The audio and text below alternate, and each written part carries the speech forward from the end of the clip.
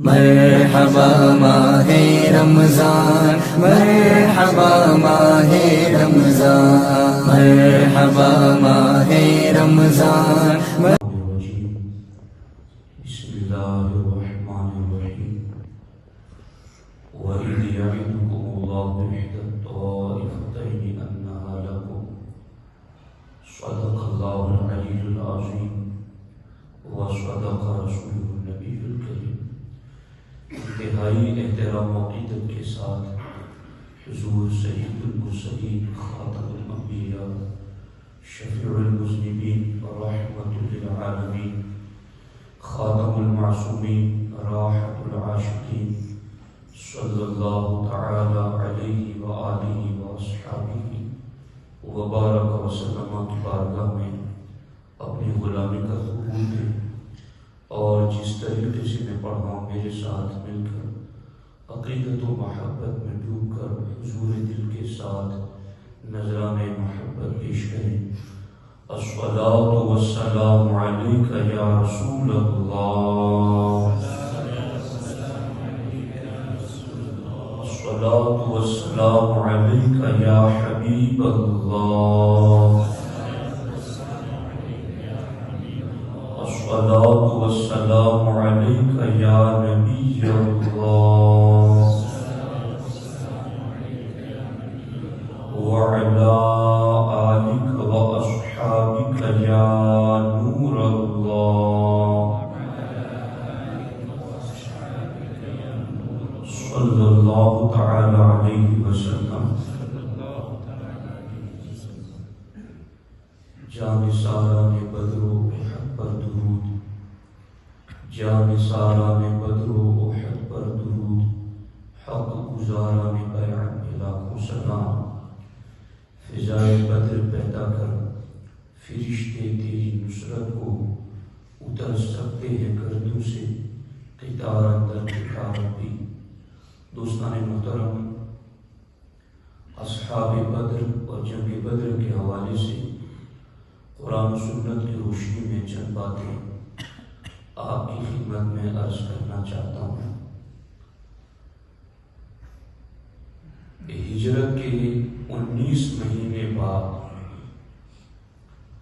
رمضان المبارکہ کی 12ویں تاریخ کو ہفتہ یعنی سنیچر کے دن اللہ کے رسول صلی اللہ علیہ وآلہ وسلم بدر کی طرف اپنے صحابہ کو لے کر تشریف فرما ہوئی۔ در حقیقت بدر کی طرف نکلنے کی ضرورت اس لیے محسوس ہوئی کہ ایک قافلہ مکہ سے کافروں کا تجارت کی غرض سے شام کی طرف جا رہا تھا، اور وہ قافلہ تجارت کا اسپیشلسٹ اس لیے جا رہا تھا کہ اس میں جو بھی منافع ہوگا وہ اسلام کے خلاف استعمال کیا جائے گا۔ تو سارے مکہ کے کافروں نے جو کہ اسلام دشمنی میں جل رہے تھے، وہ سارے اپنا سرمایہ اس قافلے کے اندر انویسٹ کرتے ہیں تاکہ جتنا زیادہ نفع ہو اتنا زیادہ اسلام کے خلاف شدت کے ساتھ وار کیا جائے۔ مگر ہمارے نبی کو اللہ نے غیب داں نبی بنایا ہے۔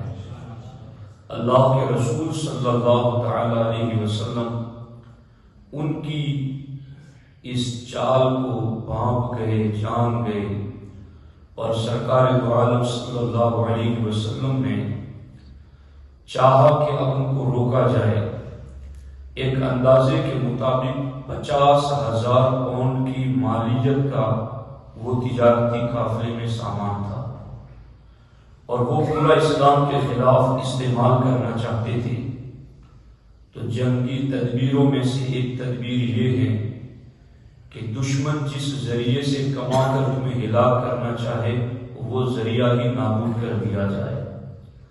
اللہ کے رسول صلی اللہ تعالی علیہ وآلہ وسلم نے حکم عطا فرمایا، من کان لہ ظہرہ من کانا ظہرہ حاضرا فلیرکب معنا۔ اللہ کے رسول علیہ السلام نے ارشاد فرمایا جس کے پاس سواری موجود ہیں وہ ہمارے ساتھ چل پڑے۔ وَلَمْ يَنْتَظِرْ مَنْ كَانَ ظَهْرُهُ غَائِبًا عَنْهُ، اور جس کی سواریاں کھیت کھلیان میں تھی، موجود نہیں تھی، اللہ کے رسول علیہ السلام نے ان کی سواریوں کے آنے کا انتظار نہیں کیا، کیونکہ اصل میں اس قافلے سے مقابلہ کرنا تھا جس تجارتی قافلے کے حفاظتی دستہ بس 40 آدمیوں پر مشتمل تھا۔ تو 40 آدمیوں سے مقابلہ کرنے کے لیے سارے مسلمانوں کو لے کر جانا اللہ کے رسول علیہ السلام نے ضروری نہیں سمجھا، اور صحابہ کرام میں سے بھی بعض صحابہ نے یہ سمجھا کہ اب 40 لوگ ہیں تو ان کے لیے ہر کسی کو جانا بھی ضروری نہیں ہے، تھوڑی تعداد میں بھی مسلمان جائیں گے تو غالب آ جائیں گے۔ تو اللہ کے رسول صلی اللہ تعالی علیہ وسلم نے جتنے بھی صحابہ کرام آپ کے ساتھ چلے 313، سرکار دو عالم صلی اللہ تعالی علیہ وسلم انہیں کو لے کر کے آگے چل پڑے۔ اب اللہ رب العزت کا وعدہ تھا کہ محبوب وَإِذْ يَعِدُكُمُ اللَّهُ إِحْدَى الطَّائِفَتَيْنِ أَنَّهَا لَكُمْ، یاد کرو ہمارے محبوب، ہم نے آپ سے وعدہ کیا تھا اِحْدَى الطَّائِفَتَيْنِ أَنَّهَا لَكُمْ، کہ دو گروہوں میں سے کسی ایک سے مٹبھیڑ ہوگی، کسی ایک سے مقابلہ ہوگا۔ اب وہ دو گروہ کون سے تھے؟ ایک گروہ تو وہ جو شام سے مکہ جا رہا تھا تجارتی مالی منافع کما کر کے، اور دوسرا وہ قافلہ جو مکہ سے 1000 کی تعداد میں ابو جہل کی قیادت میں مدینے کی طرف آ رہا تھا۔ ان دونوں میں سے کسی ایک سے تمہارا مقابلہ ہوگا محبوب، ہمارا یہ تم سے وعدہ تھا۔ وَتَوَدُّونَ أَنَّ غَيْرَ ذَاتِ الشَّوْكَةِ تَكُونُ لَكُمْ، اور محبوب تمہارے صحابہ یہ چاہتے تھے ان غیر ذات الشوکۃ تکون لکم، کہ تمہارا مقابلہ اس گروہ سے ہو جس میں کانٹے کا کھٹکا نہ ہو، یعنی جس میں زیادہ نقصان نہ ہو۔ صحابہ یہ چاہتے تھے کہ ہمارا ان سے مقابلہ ہو جائے، یعنی سیدھی سی بات ہے اس قافلے سے جو شام سے مکہ جا رہا تھا، کیونکہ اس میں مزاحمت یعنی لڑائی بھی کم کرنی پڑے گی، اور اس میں مسلمانوں کا فائدہ مال غنیمت بھی زیادہ تھا۔ تو اس لیے صحابہ کرام کی تمنا یہ تھی کہ ہمارا مقابلہ اس گروہ کے ساتھ ہو جائے جو تعداد اور طاقت میں کم ہے اور مال غنیمت میں زیادہ ہے۔ لیکن اللہ رب العزت کی مرضی کچھ اور ہی تھی۔ اللہ اکبر، اللہ رب العزت نے ارشاد فرمایا وَيُرِيدُ اللَّهُ أَن يُحِقَّ الْحَقَّ بِكَلِمَاتِهِ وَيَقْطَعَ دَابِرَ الْكَافِرِينَ، لیکن محبوب اللہ تو یہ چاہتا ہے کہ اپنے کلمات کے ذریعہ سچ کو سچ کر دکھائے، وَيَقْطَعَ دَابِرَ الْكَافِرِينَ، اور کافروں کی جڑ اکھاڑ دے، اللہ یہ چاہتا ہے۔ تو اب لِيُحِقَّ الْحَقَّ وَيُبْطِلَ الْبَاطِلَ وَلَوْ كَرِهَ الْمُجْرِمُونَ، اس کی نیچلی آئے کہ حق کو حق ثابت کر دیا جائے اور باطل کو باطل ظاہر کر دیا جائے۔ اب یہ کیسے ہو سکتا تھا؟ اگر چھوٹی جماعت کے ساتھ مقابلہ ہو جاتا اور انہیں مار پیٹ کر غالب آ جاتے تو لوگ کہتے کہ تم تعداد میں زیادہ تھے، وہ تھوڑے تھے، اور وہ جنگ کے لیے آئے بھی نہیں تھے، وہ تو تجارت کے لیے نکلے تھے، اور تم نے جا کر ان پر غلبہ پا لیا، تو حق اتنا ظاہر نہ ہوتا جتنا رب کی مرضی تھی اور رب کی بارگاہ میں جو فیصلہ تھا کہ وہ حق ظاہر ہو کہ کافروں کی جڑ کٹ جائے اور حق بالکل ظاہر اور ثابت اور غالب آ جائے۔ تو اب کیا ہوا؟ اب اللہ تبارک و تعالی نے دو میں سے ایک سے مقابلے کا وعدہ کیا تھا، تو وہ جو قافلہ شام سے مکہ جا رہا تھا ابو سفیان کی قیادت میں، اس وقت وہ ایمان نہیں لائے تھے، تو ان کو پتا چل گیا کسی طرح سے کہ مسلمان ہمارے راستے پہ انتظار کر رہے ہیں، تو وہ سمندر کے کنارے کنارے ہو کر دوسرے رستے سے چلے گئے بچا کر۔ وہ چلے کیا گئے، رب نے پہلے ہی کہا تھا کہ ہم تمہارا مقابلہ ان سے کرائیں گے تاکہ حق ظاہر ہو جائے اور حق غالب آ جائے۔ اب حالات یوں بنے کہ اللہ تعالیٰ نے محبوب علیہ السلام کو خواب دکھایا، اور وہ کیا ہے، اللہ رب العزت نے قرآن مجید میں ارشاد فرمایا کہ اے محبوب اذ یریکہم اللہ فی منامک قلیلا، اذ یریکہم اللہ فی منامک قلیلا، یاد کرو محبوب، ہم نے جن کافروں سے تمہارا مقابلہ ہونا تھا وہ تمہیں تھوڑے دکھائے تھے، کہ جن سے مقابلہ ہونا ہے وہ تھوڑے ہیں۔ وَلَوْ أَرَاكَهُمْ كَثِيرًا لَفَشِلْتُمْ وَلَتَنَازَعْتُمْ فِي الْأَمْرِ، اور اگر خواب ہی میں محبوب تمہیں بڑی تعداد دکھا دیتے، لَفَشِلْتُمْ، تو صحابہ کرام کے جذبات میں فرق آ جاتا اور ان کے آپس میں کچھ معاملات ہو جاتے۔ تو اے محبوب، ہم نے اس وجہ سے صحابہ کفار کی جو تعداد تمہیں خواب میں دکھائی تھی وہ تھوڑی دکھائی تھی۔ اب سوال مزید پیدا ہو گیا کہ خواب میں اگر تھوڑے دکھائے تھے تو حقیقت میں اتنے زیادہ کیوں ہو گئے؟ کیونکہ نبی کا تو خواب بھی وحی الہی ہوتا ہے۔ اگر خواب میں تھوڑے دکھائے گئے اور حقیقت میں بہت زیادہ تھے تو یہ تو معاذ اللہ جھوٹ ہو جائے گا۔ تو اس کا کیا مسئلہ ہے کہ خواب میں تھوڑے دکھائے گئے اور حقیقت میں وہ بہت زیادہ تھے؟ تو اس سلسلے میں مفسرین کرام لکھتے ہیں، دھیان سے سننا، ایمان تازہ ہو جائے گا، کہ یہ خواب میں جو تھوڑے کافر دکھائے گئے تھے، حالانکہ بدر میں تو 1000 تھے، تو مفسرین کرام ارشاد فرماتے ہیں حقیقت میں وہ جو مکے سے بدر میں آئے تھے ابو جہل کی قیادت میں، ان کافروں سے لڑنا تھا، مگر انہیں تھوڑے اس لیے دکھایا گیا تھا کہ وہی لوگ کافر خواب میں دکھائے گئے تھے جو کفر پر مرنے والے تھے، ورنہ ان بدر میں آنے والوں میں بھی بڑی تعداد وہ ہیں جنہیں اللہ نے ایمان کی توفیق عطا فرما دی۔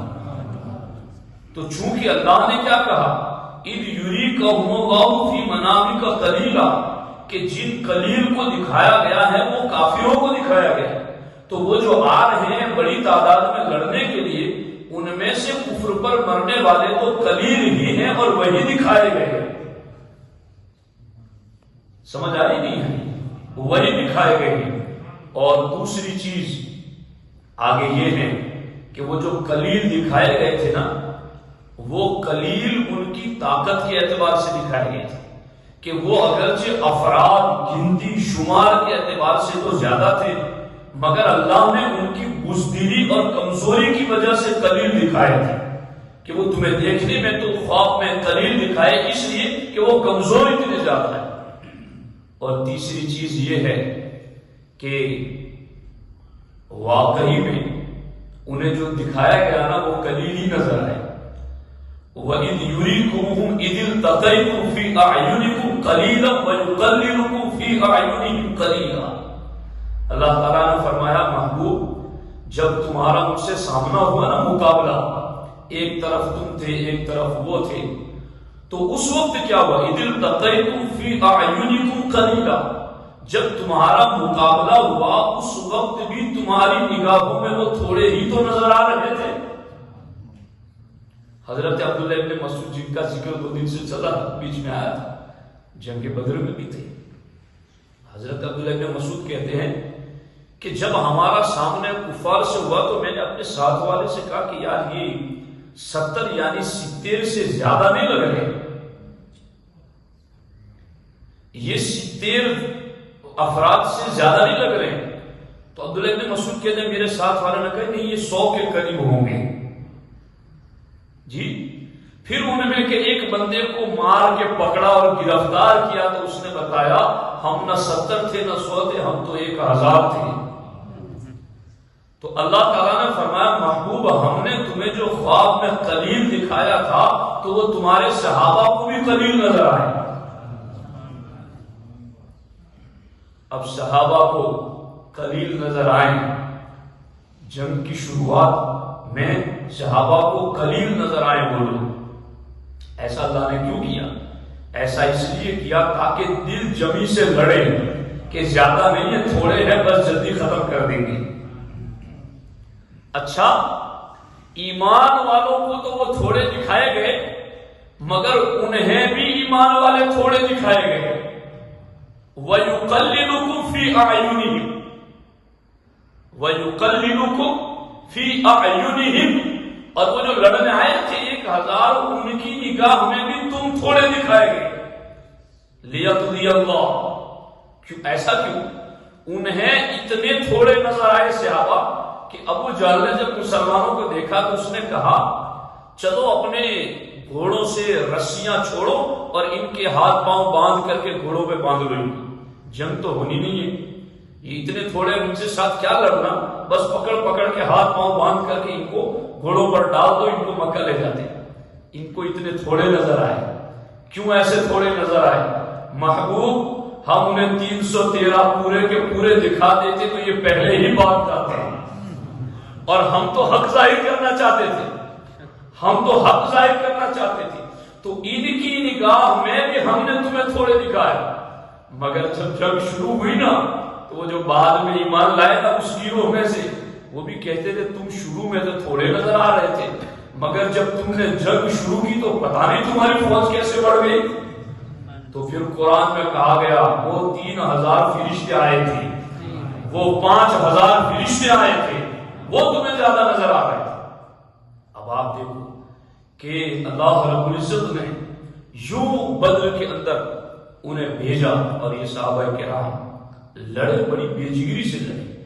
جب حالانکہ آپ غور کیجیے، اس پر تھوڑا توجہ دیجیے کہ 313 تھے اور ادھر 1000، اور ادھر 313 میں ایک گھوڑا تھا اور 80 اونٹ تھے، باقی سب پیدل چلنے والے تھے۔ ادھر 1000 سے بھی کچھ گنتی میں زیادہ تھی۔ ہر ایک کے پاس اونٹ، گھوڑا، اعلیٰ نسل کے اونٹ، اسلحے، سامان، کھانے پینے کی چیزیں، اور ان کے جذبات ابھارنے والی گانے والیاں، سارا کچھ ان کے پاس سامان تھا۔ ہر ایک منزل پر وہ رکتے تھے تو اونٹ کاٹ کاٹ کے گوشت کھا کے آتے تھے۔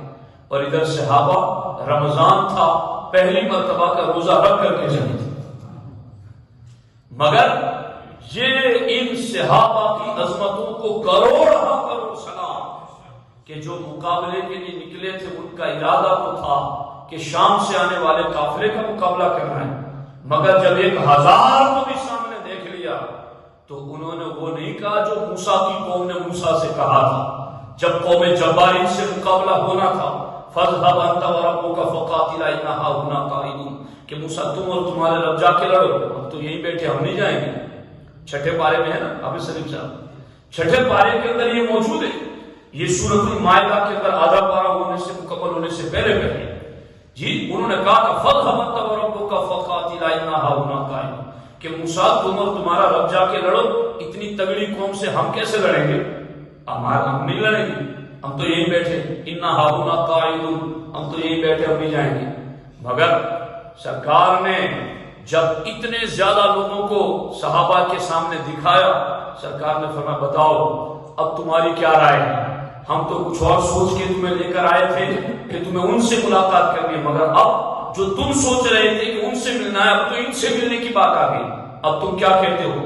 حضرت سعد بن عبادہ کھڑے ہوئے، کہا حضور ہم وہ بولی نہیں بولیں گے جو بنی اسرائیل نے حضرت موسیٰ کے سامنے بولی تھی، ہم آپ کے غلام ہیں، آپ ہمیں حکم دیں گے ہم سمندروں میں بھی گھوڑے ڈال دیں گے، آپ ہمیں کہیں گے تو ہم زمین کے آخری کنارے پر اپنے گھوڑوں کو لے کر کے چل پڑیں گے، حضور ہم آپ کے دائیں بھی لڑیں گے، بائیں بھی لڑیں گے، آگے بھی لڑیں گے، پیچھے بھی لڑیں گے، جب تک ہم میں سے ایک بھی جیے گا آپ کے نام پر قربان ہوگا رہے گا۔ یہ سرکار دو عالم صلی اللہ علیہ وآلہ وسلم کو صحابہ کرام نے اپنے مشورے دی، اور پھر آقا تو جانتے ہی تھے پہلے سے، اصل میں یہ سارا پوچھا اس لیے جا رہا تھا تاکہ بعد والوں کو پتا چلے صحابہ بزدل نہیں تھے، وہ جانصاف تھے۔ اب دیکھو یہاں پر اب پھر مقابلہ ہوا اور اس میں لمبی تفصیل ہے، میں یہاں صرف ایک بات کی طرف توجہ دلا کر گفتگو ختم کروں کہ جب سرکار دو عالم صلی اللہ علیہ وسلم قافلہ لے کر چلے نا مدینہ طیبہ سے، تو چونکہ ایک گھوڑا تھا اور 80 اونٹ تھے اور اب 300 بندے ہیں، 313. سرکار نے یہ نہیں کہا کہ جس کا اونٹ ہے وہ سوار و باقی پیدل چلے، نہیں، سرکار نے ہر اونٹ کے لیے 3 بندے منتخب کر لیے. ایک سواری کے لیے 3 بندے، ایک سوار ہوگا 2 چلیں گے، پھر وہ سوار ہونے والا نیچے اترے گا، پھر دوسرا بیٹھے گا، پھر تیسرا بیٹھے گا، یوں اس طرح سے سرکار نے یوں تقسیم کر دیے 80 اونٹ 313 لوگوں کے درمیان. حتیٰ کہ سرکار نے اپنے لیے بھی جو سواری لی اس میں بھی ساتھ میں 2 بندوں کو لے لیا، حضرت مولا علی رضی اللہ تعالیٰ عنہ اور حضرت ابو لبابہ رضی اللہ تعالیٰ عنہ. صحابہ کرام نے، حالانکہ سرکار چاہتے تو فوج کے کمانڈر بھی تھے اور نبیوں کے امام بھی تھے، آخری نبی تھے، چاہتے تو اپنی ایک جداگانہ شان سے چلتے، مگر سرکار مساوات اور برابری کے حقوق بھی تو سمجھانا چاہتے تھے. تو سرکار نے مولا علی کو اور حضرت ابو لبابہ کو اپنے ساتھ لیا اور اس طرح قافلہ چلتے ہوئے مقام روحہ پر پہنچا.